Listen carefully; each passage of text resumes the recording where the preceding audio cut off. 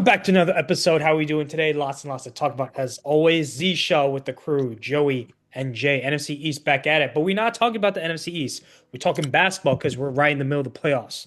So let's start off with the game that happened last night. LeBron, the Lakers got swept by OKC Thunder. Now, Luka Doncic pulled hammy. He wasn't coming back. And yes, the Thunder didn't have J-Dub. But, the Lakers don't have Luka. He's their best player. It's like saying if the Thunder lost without Shea. I don't want. And Colin Cowherd's a big hater on Luka because Luka doesn't play defense. Well, you know what Luka does well? He scores and he makes other people better. Two skills that makes you a superstar. Now, Steph Curry isn't the best defender. Does he try harder than Luka on defense? Yes. But at the same time, the Lakers needed Luka because when LeBron went to the bench, the Lakers just shat the bed, man. Negative 20-point differential with LeBron on the bench. So with that being said, are there any takes from you guys that you saw? Any hope for the Lakers moving forward with or without LeBron? OKC looks really good. Like I know we get shit about the free throw merchants, the flopping or whatever, but they look really good. They're 8-0 right now, starting the playoffs. They swept their first two series. And I think there is hope whether LeBron's there or not for the Lakers because they still got Luka, who I still miss being a Mavericks fan, but they still got Luka. They got a young team growing around them. So there is hope for the Lakers in the future. And OKC just looks really good. Jay, let me ask you this. So the Thunder they're very deep. They're very talented. You got Jared McCain splashing threes. He was just on the Sixers.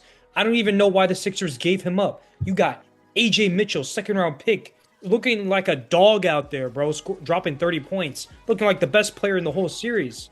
So let me ask you this. There's a theory that the Thunder grab and hold on defense on the first play, and they test the refs. They say, hey, refs, we're going to do this all game. Are you going to call this every play? Is that good or bad for the NBA?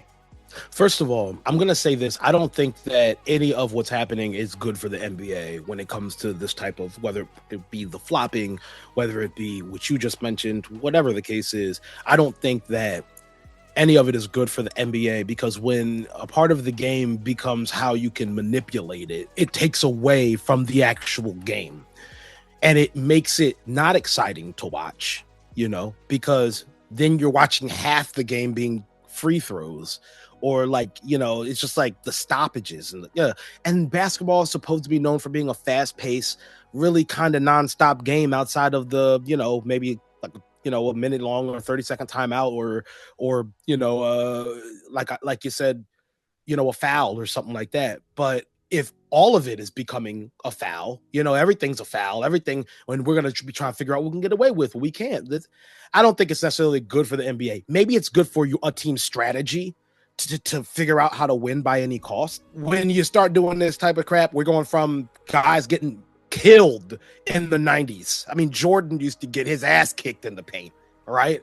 And to this time where now we're like, oh, well, how can we draw the most fouls? And it's just such a, for lack of a better term, a pussy ass game, right? You know what I'm saying right now. So no, that's my answer. No, I don't think it's good for the NBA at all. And I agree with you that Shea sometimes drives with the intent to shoot free throws instead of with the intent to score a bucket or to pass the ball. That's not good for the NBA. James Harden sometimes did it back in his prime. He still does it.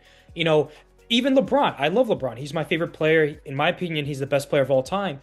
But he's flopped before too. I've seen him flop. Here's the thing though. I thought the NBA was going to do a better job of handing out techs. You saw Chet Holmgren flop in game 2. Shea's been flopping.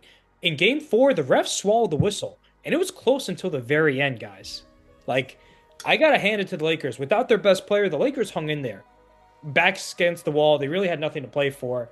You win game 4, you probably lose game 5. But they put up a fight. But again, here's the question. What's the standard? Is the standard championships or is the standard playing your best and doing your best against the defending champs? You know what I mean? Let me ask this for both of you. Do the Lakers re-sign LeBron? Or what do they do? So Austin Reeves has a player option. He's going to decline and get a max contract. Okay? Rui's a free agent. LeBron's going to be a free agent. In this situation, LeBron's got to take the pay cut because Reeves and Rui are in their prime. They need the bag. LeBron's got his money. But at the same time, LeBron, generates so much money for the Lakers and the NBA. hard to ask him for a pay cut. So what do the Lakers do with all these free agents? They just got swept in the second round.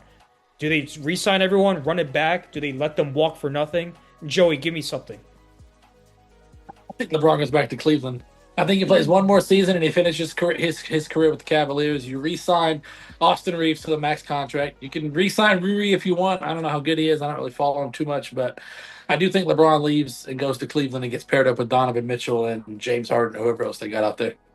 Rui, I will say Rui is an elite, a catch and shoot guy. He's great in the midi. He's elevates his game in the playoffs. And to Jalen Hurts' credit, that's what Jalen Hurts does too. So I'll give some credit for that. Go Thank ahead, you. Jay. That's the opposite of a guy we know in our division named Dak Prescott, because he like decreases his game in the playoffs for some reason. Don't know why.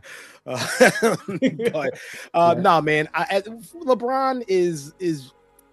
I mean, I want LeBron to leave now. Honestly, I'd rather after this year he just pack it up and go. But you know, LeBron has a lot of ego, so I think that he's gonna. He does. Let's be fucking real, or else he wouldn't have done what he did for his entire career. He was chasing Jordan. Let's be real, and I think that he is going to try to do it again and try to do one more final like march towards being the GOAT by trying to win another one for Cleveland. But it's not going to work because he's not that guy anymore. So there's no way that Donovan Mitchell and LeBron and I think you're right. James Harden, I think he does play for the Cavs. Like, there's no way that team is going to go anywhere. But, you know, if he does do that, I think that would probably be like, at least he can retire on his own terms and say, okay, well, I retired at home, you know what I'm saying? And then ride off into the sunset, but it's over. And I know we're going to save the GOAT debate, but the time for LeBron to be considered the GOAT has passed him. It's over now. It's done. He had the chance. He blew it, but I'm going to say that anyway. Let's move on. I have so much to discuss. Right now. Nigga, I know. Yeah. I'm gonna save that. That's another because there's so much to talk about right now. We got to move forward. So let's talk about the Knicks and the Sixers. Ooh, belt to ass. The Knicks put belt to ass on the Sixers, man. Embarrassing. I thought this series was going 7. I wanted to go 7 personally, but man, the Sixers crowd. What happened, Jay? It sounded just like the Madison Square Garden, man. Filled with Knicks fans. Timothy Chalamet pulling up, man, with his girlfriend Kylie. What happened, Jay? You know, all in all, dude, like, I don't know. It's just New York likes to take over stadiums, and they're like up a fucking turnpike. So it's like, oh, you know, who cares? They're gonna come down here. They're gonna do it. We tried to prevent it, but we really couldn't. But I will say this. I'm not necessarily the only reason I'm mad right now is because New York is acting like they just won the championship by beating a team that wasn't even supposed to be there in the first place. Like that's what New York. Oh, sorry. Yeah. No, please. I don't care, bro. Like at the end of the day, all I'm saying is like they were not supposed the Sixers. 2 teams, and we're going to talk about the other team later. The Sixers and the Flyers were not supposed to be anywhere near the playoffs this year. And what happened? They made it to the second round. That was our championship, and we knew that from the jump. You know, it's like the Knicks fans are happier than we are. I mean, than we're mad about it, and they're like talking premium shit. Oh, chopped cheese over cheesesteaks, and like in no fucking world is that the case. Just eat a burger, like. But like, it's just fucking. You're being obnoxious, and people give Philly fans so much fucking hate, but like no one talks about these crazy fucking New York fans. They're insane. You know, I will agree. New York fans are fucking crazy too. They are. And you talk a lot of shit because we're so close. We're like a mini New York. You know? We are. It's like big brother, little brother kind of thing, or cousins. Yeah, that sense. Yeah. But you look at the side talk videos. And after every Nick win, it's insane. It's actually fucking bonkers. I saw they ripped a dude's Sixers jersey off. He was wearing a Maxi jersey. He's just walking home, and they tore it off. You whole bunch of savages. This is crazy. Yeah, and I bet you, the media and fans aren't gonna put a hate campaign out against all fucking Knicks fans like they do the Eagles fans all the time. Yeah. But Philly fans also celebrate like they win like everything, right? I think I remember I was there for the I don't know. Oh, I don't think we met yet, but I was there for the Commanders Eagles NFC Championship game, and we were walking around. What's that place called with the wings? What's that area called again, Jay? With the wings? Remember the Manayunk. We were walking around Manayunk, Yeah. And bro, everyone was screaming, celebrating like they won the fucking Super Bowl It's the already. NFC Championship game, man. You're right. You're right. You're right. It was important. It was important. It's just like, or was it? Okay, I did see a bunch of Sixers fans celebrating. This was back when Ben Simmons was still on the team in his prime. They beat it was the series before the Hawks. Oh no. Sorry, they beat the Hawks in game 6. They beat them in game 6, and the Sixers fans were celebrating like they won the championship or won the series already. We get like that. We can't get like that. But I think the reason that it's like all right, you're the Knicks. You are literally, if you weren't in the playoffs, it'd be weird. You know what I'm saying? Oh, they've been awful for years. Nah, man. Since y'all had Jalen Brunson and y'all been building that team, bro, OG Anunoby, you guys got a bomb squad. Even though this motherfucker was a Wizards fan, and now he's all of a sudden a Knicks fan. Gonna talk about the Wizards in a second. But Joey, do you have anything to chime in on the Knicks Sixers series? Yeah, the Sixers. I didn't think they were going to get blown up by 30 or 40 at home on Game 4. That was kind of crazy. The Knicks look really good too. The Knicks could look like a team that could win the whole thing. I don't know. Again, probably not. But they look really good. The Knicks did, and I thought this series was going to be a lot better because Philly showed promise by coming back from 3-1 to beat Boston, only to lose and get beat by 40 at home to the Knicks. So. Okay. Good. Now let's pivot to the NBA draft lottery. This is probably the most important draft of the last 10 years, maybe 20, because Adam Silver is really going to double down and fix tanking. This is the only way teams like the Wizards can get a superstar like AJ DeBanza, be bad for a year, maybe 2, get a superstar, and then you compete and build around him. Trust the process. I've always been a Wizards fan, right? Always. I'm an honorary Knicks fan because I'm in New York. But I'm back on the train because we back up, baby. Trae Young, AD, Alex Sar, 7-footer. We got another lottery pick. Number 1 pick this year, baby. We about to draft AJ DeBanza. We about to be back up, bro. Play-in tournament next year, guaranteed. At least a 9th or 8th seed coming at you. DC back up, man. John Wall, number 1 pick, representing the Washington Wizards. Now we get the number 1 pick. But you know what? We got the number 1 pick. We're getting the best player in the draft. Fuck yeah. We could have gotten Wemby. We should have gotten Wemby. We should have gotten Cooper Flag. But you know what? Because we got AJ DeBanza, man. Fuck y'all. Okay, I love it. Good rant. Good rant. But it's crazy that you say it because it's like that's what the Sixers tried, right? Trust the process. And that's basically what that meant. Be bad on purpose to where people don't even know the fucking name of your players. And then you draft guys like Markelle Fultz, which was a pet project that went bad, and then you draft guys like Simmons and Embiid, and you try to build a super team by just sucking for a year or 2, like you said. But hey, man, we'll see what happens with the Wizards process. I think that they will improve. I don't know if they're going to be all the way back. I think that they have a issue with coaching and management. That's what I think it comes down to. Yeah, I don't know about the coach. We'll see. I do think the GM's pretty smart. I mean, gave up on Rui and Denny, but the previous regime drafted Denny to be an off-ball shooter, which is not what he is. Would I rather have Denny over Trae Young right now? Yes, because Denny's a better defender, and a better off-ball, a better catch-and-shoot guy. But you know what? Trae Young's still a really good player. Great shooter, great playmaker, AD, great two-way big man. So we got a good squad.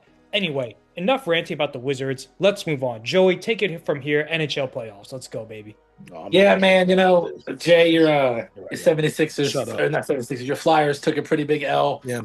I'm eating my Dino Nuggets. Shut up. To the Carolina Hurricanes, who are really good team. They are also 8-0 in the playoffs right now.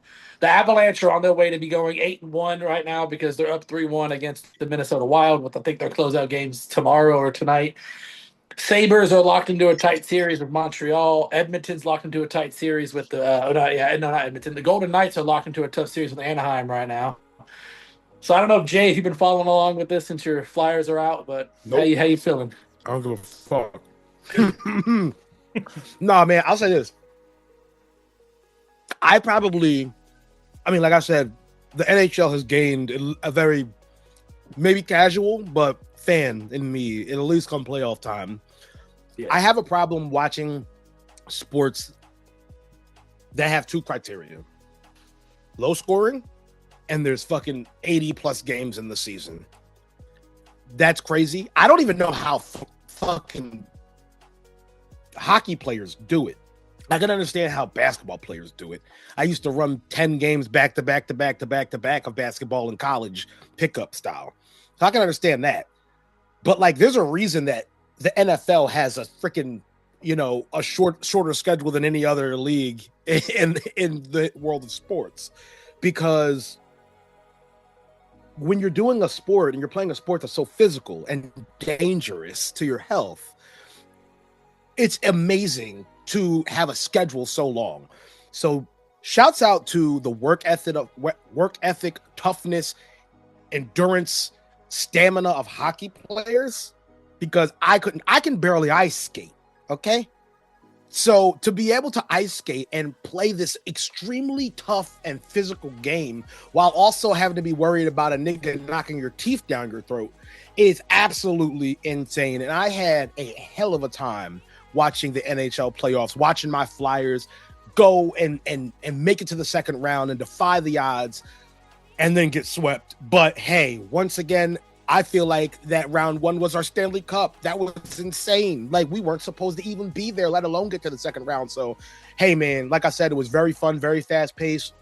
I was locked in. I told the story on Final Four about how I was eating wings last week at a bar we go to, and I had the basketball game and the basketball game and the hockey game on at the same time.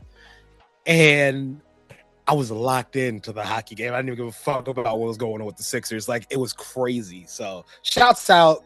Very fun. Z, I know you don't watch hockey. Neither the fuck did I. But if you get a chance to check out some, no, I love really hockey. Fun. I do you? I didn't know you did. No, I did when I was younger. Then I stopped. Then when the Caps won the Stanley Cup, I was like all in. I was watching every single Caps game because I was like, this is like the only chance Ovi has to winning a Stanley Cup. And they did, which was fucking amazing.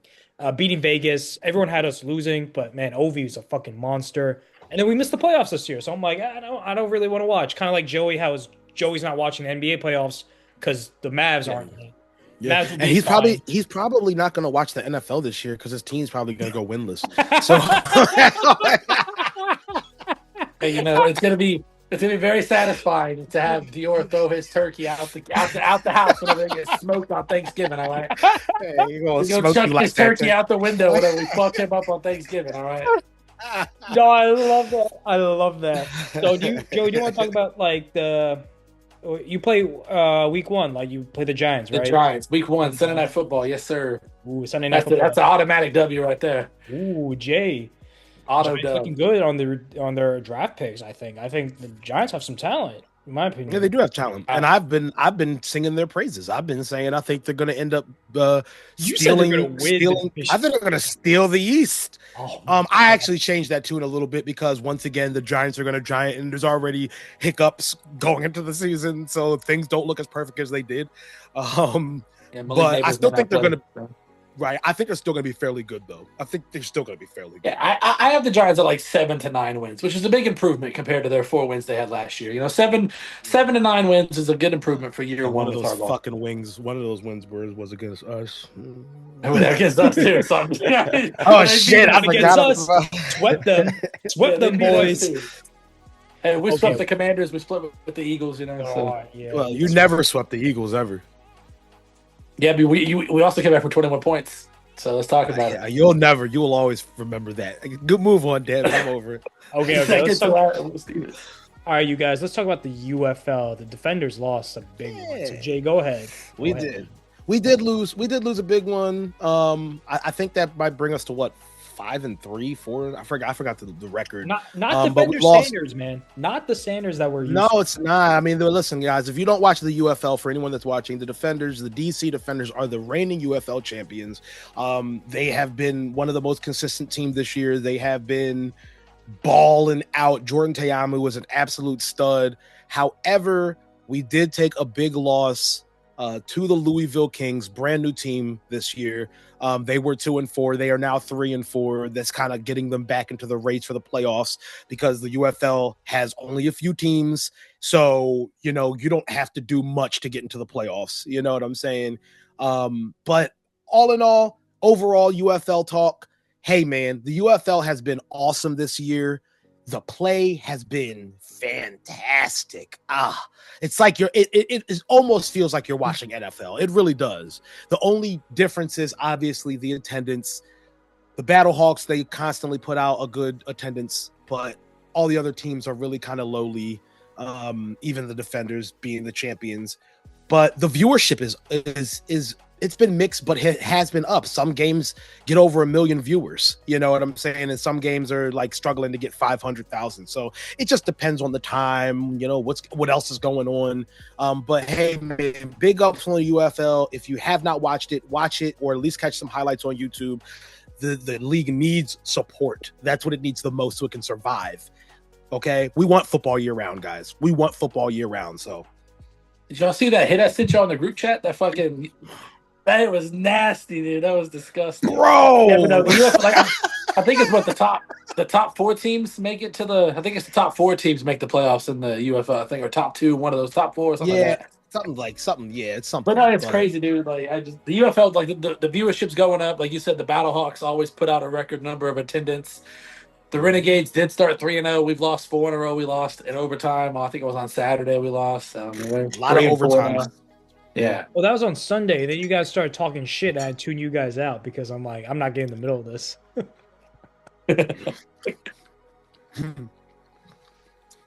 Yeah, that was a nice hit. You didn't see the hit? That was a good hit. I don't know if you saw the hit. I just scrolled up to watch it. Hold on. Nah, bro, you gotta. Yeah, it's a nasty hit, dude. Hold on, I'm watching it now. Oh! Yeah, that's a nasty hit. Dude. That's a flag. If you did it in the NFL, you get flagged in the NFL. Well, here's the beautiful part about the UFL that I love. The flags are not as crazy. Like, you're allowed to take your helmet off after a touchdown. Celebrations. Did you see the sideline reporter interview the referee about like a no call the ref made? There was like a missed PI, like a PI call he didn't call. He's like, "What was up with that call you didn't call?" He's like, "I'm looking for like over the shoulder action." And like the ref was explaining why he didn't call the penalty. Oh wow, I love that. I didn't see that. Yeah, I was like, that's fucking crazy. How like the interview with the sideline reporter was talking to the ref. The ref's like, "Hey, going over why he didn't call the penalty." Like that's cool. That's like that. really cool. I love the UFL, bro. Man, so cool. that's what they need for the NBA too, man. Press conferences with the fucking NBA refs. Why do you call this fucking foul on LeBron? Well, LeBron fell. I don't know. He's a big motherfucker. Because LeBron slid me $100 bill and said, "Meet me after the show." I'll try to find that clip, though, Jane. I'll try to find that clip and send it to you about the reporter interviewing the ref. Yeah, that's super fun. That's super. This is the type of stuff I'm talking about. Like the UFL is so unique in just the differences that way. Hey, like we want to know why. We want to hear from a ref who fucked the team over with a no call or some shit like that, and this gives you the opportunity. So, I like how it's less about. They don't show much about it in the press box anymore. They hardly show the people calling the plays in the press box. They took that down because no one liked that. That was stupid. Yeah, it kind of kills the allure of football almost. Yeah. Well, I think it's just dumb because they're hiding their face the whole time. So all you see is like a guy covering his face and his mouth. It's like, what's the point? Maybe like a brief thing of like, show them for a bit and then just go back to the game. Like a 5-second clip or something, kind of thing, or whatever. Yeah. But also taking your helmet off, I never got that with the NFL. Why is that unsportsmanlike? I just don't get it. I don't know. Is that taunting? I don't know. But you're allowed to do it in the UFL. Dude, there's a lot of crazy taunts in the UFL you can do that you can't do in the NFL. And how mic'd up they are, bro. It's funny because you can hear everything. They be cussing each other out. The one boy's like, "Yeah, what's up, fuck nigga? Yeah, you a bitch ass nigga." I'm dead serious. I'm like, yo, what the fuck? Yo, I really want to hear what they say on the field because, bro, these are pro athletes. At least watch the UFL, nigga. You hear everything. Every fuck nigga. Unedited on Fox. I know we repeated it over and over. The UFL, obviously, like Jay said, it's not like the NFL. Don't go into it thinking it's going to be an NFL game because it's not.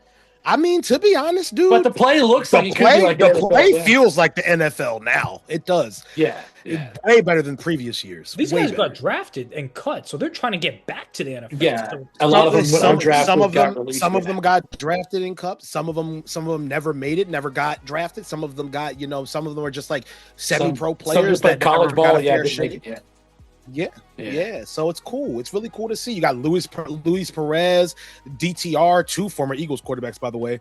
Like, you know what I mean? Yeah. Need the Philadelphia Answer, Stars if you to come remember back. him, he's there. You cut out a little bit, Jay. Yeah, bro. Yeah, you cut out a little bit. Nah, the UFL sounds cool. I keep saying I'll give it a try, but is it on Sundays? Is it on Sundays, guys? Friday, Saturday, and Sunday. Fridays. Yeah. Friday, Saturday, And sometimes Thursdays. Friday, Saturday, sometimes and Thursday. Sunday. Oh, You have to look at the schedule on ESPN. It's always at night though. Usually they have afternoon games too. Guess what though? Z? Guess what though, Z? I don't think I've watched a UFL game live yet. I just watched the highlights, which are about 15 to 20 minutes long, and it gives me everything I need. For sure. Yeah. Oh, highlights. Interesting. Yeah, I'll send it to you. I'll send you a really good game so you can watch. Me and Z had the privilege of watching a UFC fight this weekend. Oh, let's talk about that. UFC was crazy. Sean, what's his name? Sean Strickland? What was it? Sean Strickland versus Chimaev. Chimaev or whatever his name. Yeah. If you want to talk about a fixed fight, holy shit, Strickland should have lost. What the fuck? Bro, Strickland got knocked down how many times? Like several, 5, 6 times. Highway robbery. And the guy had the goal. The champion who lost was like, "Oh, I'm gonna stay humble." I bet he was fuming on the inside because how did he lose, bro? There's no way Strickland could have won by decision. That doesn't make sense. It's a MAGA league, buddy. That's true. That's true. Ain't real. Hey, Dana White, nigga. Strickland is pretty vocal. Did anybody watch the roast of Kevin Hart on Saturday night? That was pretty. And it's not sports related, but I mean that's pretty fun. Definitely, I watched some of it, and Jesus Christ, bro! Tom Brady showed up and absolutely he destroyed Kevin Hart. I love how it became the roast of Tony Hinchcliffe, though. Oh, dude, who the fuck is Tony Hinchcliffe? Bro, Pete Davidson had a fucking crazy set too. I saw that. You don't know who Tony Hinchcliffe is? You gotta. He's a comedian. He has this podcast called Kill Tony. I don't think he's that funny, honestly. I think a lot of people love him. I don't. I he's like a. Okay. It wasn't like a. It's. I don't know. He's not like raunchy. Well, he kind of is raunchy a little bit. He's just kind of like. He's just controversial. Yeah, he's a very controversial comedian. I think he's funny. Him and Shane Gillis. I think Shane Gillis is hilarious. I think Shane Gillis is fucking hilarious. Shane Gillis is hilarious. Dry humor, bro. That SB jokes with the WNBA players. Wait, that was so Shane funny. Gillis. Yeah, his dry because like he tells the joke and it's so awkward that it makes you laugh. Like he's just so awkward with it that it makes you laugh. He said, "I knew you guys didn't know any WNBA players. That's my friend's wife." It was just like that. Also, speaking of the WNBA, I watched the Dallas Wings beat Caitlin Clark. The WNBA is kind of fun to watch. Not gonna lie, bro. Hey, we out the mud. Well, Paige and Caitlin are fun to watch. Anything else? Paige Beckers and Caitlin Clark was fun to watch. Yeah. Besides those two, don't you be hating on Angel Reese, okay? Oh, whoa! You hating on the me bounce? She can't finish. She's really not good. I don't know why people. Awful footwork, can't finish, just throws the ball up and prays it goes in. I'm like, you have all year to work on your game, bro. Like, this is what you do? Come on. Christ in heaven. No, I love the WNBA. I love people watching more. Make sure you're tuning in. Make sure you're tuning in to women's swimming every Wednesday night at 8:30 p.m. I'm not saying I'm like an active. I just watched the game with the Wings and cut me some slack, dude. It took me a while to convert Jay to be a casual hockey fan, so I'll take it. I've been hyping up hockey since he's known me. So like, thank you guys for watching so much. Like, comment, subscribe. What should we talk about next? Down below. I'm Z Shaw. I'm Jay. I'm Joey.